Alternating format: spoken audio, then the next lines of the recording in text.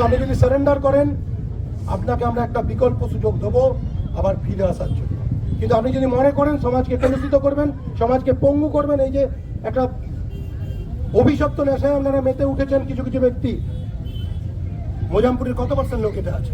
5%, 10%। এমনভাবে আপনারা এটাকে ইন্ডাস্ট্রির মতো বানাতে চেয়েছেন, এমনভাবে বাচ্চা বাচ্চা ছেলেগুলোকে প্রলুব্ধ করছেন যে ভাই দেখো এটা করলেই তো 10,000 টাকা, এটা করলে 20,000 টাকা, এটা করলে 1 লাখ টাকা। কচি কচি যে সমস্ত মন, 17 বছর 18 বছরের অপরিণত মন আপনাদের জন্য প্রলুব্ধ হচ্ছে।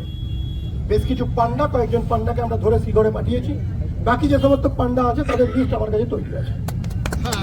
আমি আপনাদের আশ্বস্ত করতে চাই এই 5% অসাধু ব্যক্তির জন্য গোটা মোজামপুরের বদনাম আমি হতে দেবো না। মোজামপুর যেমন আপনাদের, মোজামপুর আমারও। ইমামবাড়ি যেমন আপনাদের, ইমামবাড়ি আমারও।